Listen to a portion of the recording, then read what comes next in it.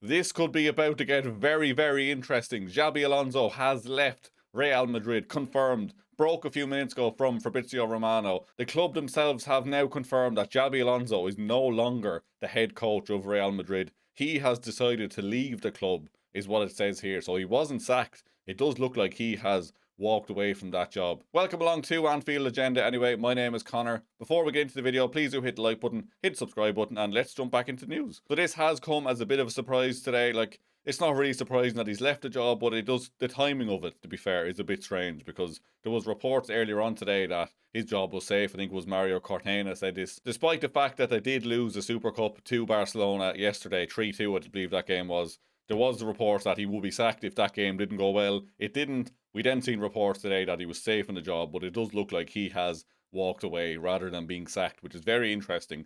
Obviously, that job just isn't tenable for him anymore. It's just such a toxic environment, isn't it? Like, you lose one game as Real Madrid manager under pressure, and I don't think it suits him. He probably is best off just leaving, and it does leave a very interesting question now. Where does he go next? Because I'm sure Liverpool will be looking at this situation thinking this could be the man. But then again, the three at the back system he does use, would that suit Liverpool? I think it could, to be fair, because we do have Milos Kerkez, Jeremy Frimpong, Conor Bradley when he's fit, obviously not fit there in the minute, but outside of the fact we don't have enough centre backs, if we could get more centre backs in, I'm sure that system could work, or I'm sure he will be open to a different system as well. Like, good managers can use different systems. Like, they're not all Ruben Amorim who have to stick with one system, to be fair. So I'd be very interested to see if this does progress now, or if we do hear any movement on this. It still could be the summer, to be fair. Like, if he has walked away from this job, I'm sure he could take a few months out now just to reset, get back into a good headspace, and then maybe look at jobs in the summer. If Arne Slot does leave in the summer, which we expect him to, or is the most likely situation, I believe, then it could make sense, to be fair. He comes in then, maybe we sign a few centre backs and he can use the full of pre-season then to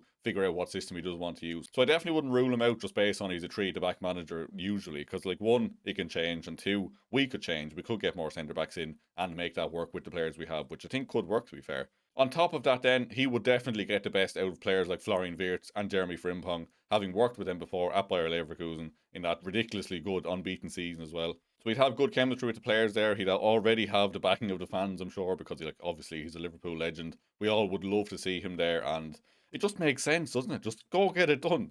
We'd all love to see it. The vibes would be absolutely immaculate. He's a top class manager. Like, I wouldn't hold this Real Madrid stint against him, because like I said, Real Madrid is such a toxic club. It's such a pressurized job, and the egos in that dressing room are just insane. Like, I'm sure that's a very, very difficult job, and I wouldn't hold that against him whatsoever. I still want him as Liverpool manager. He would certainly be very high on my list of potential candidates, and please just make it happen. We just need to see this, don't we? Just get them all back. Get Gerrard in as assistant. Get Dirk Kuyt back. Get Peter Crouch. Get everyone in. Just for the vibes. Like, imagine. I am joking, of course, but definitely, please just go and get Xabi Alonso, because that would be absolutely fantastic.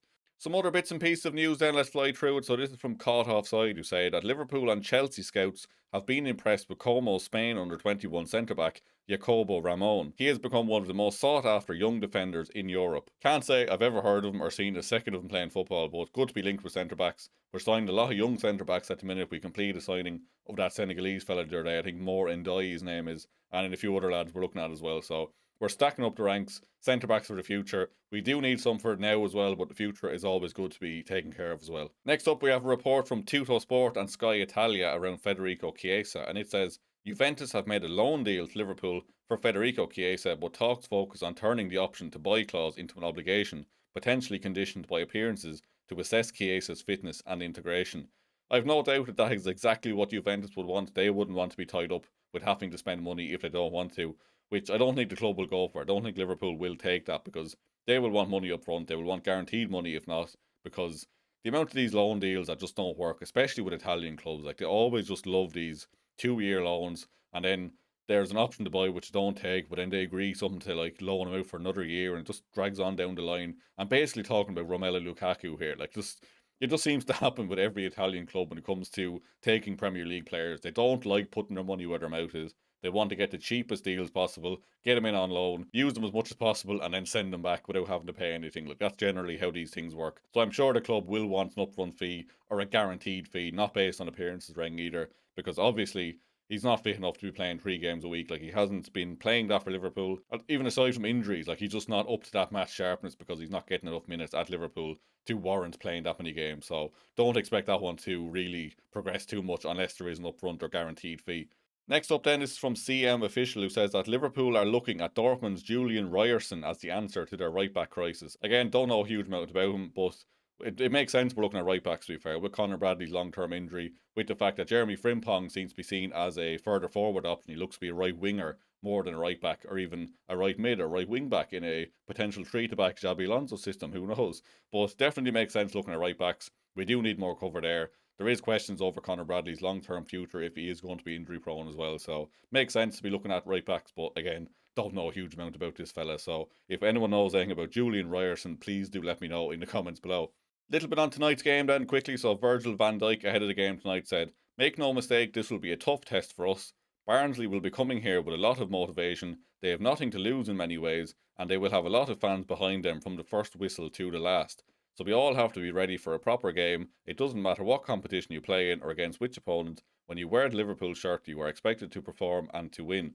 That is a responsibility we all take extremely seriously, and hopefully we can give you guys plenty to shout about this evening. The road to Wembley starts here." We just need to be getting a result tonight. Like, Barnsley, like, all respect to them, they're 17th in League One. We should be absolutely walking over these lads. If we don't win by at least 3 or 4 goals, then Slot should be out the door tonight, especially given the fact that Xabi Alonso is now available. But then again, like I said, I don't know if he'd really want to come in straight away, or if he would want to take a few months out and then come in the summer, have a proper reset, and then it can go again next season. Like, that would make more sense to me rather than the immediate thing. But I'm sure the club will be looking at this. I'm sure they'll be sounding him out as well and his agent just to see what the situation is. But definitely an interesting one. But again, back to tonight's game.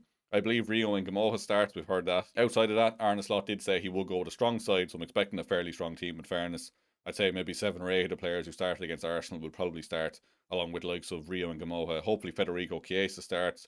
I'd imagine Trainioni might be in with a show starting. Curtis Jones in midfield as well. So it should be a good game. Should be very interesting to see some of the young lads. And again, just need a result. We can't be like scraping past these lads or even losing. Like, the best last time we played them in the FA Cup back in 2008 at Anfield, Barnsley actually won that game. So we need to just steamroll these lads, just win by 3 or 4 goals. We'll all be happy then. And we can start to look back to the Premier League then and trying to get back up that table and stay in that top 4 spot. Because Champions League qualification is definitely the most important thing this season. Well, is it, I suppose? Maybe an FA Cup victory would be more. Champions League, probably not going to win it, but you never know. But again, the Premier League is our bread and butter. We need to be making sure we're in the top 4. And yeah, please just get a win tonight. I don't want to see us struggling against Barnsley. So please do let me know in the comments below. Would you take Xabi Alonso at Liverpool for a start? Do you think he'd be a good fit?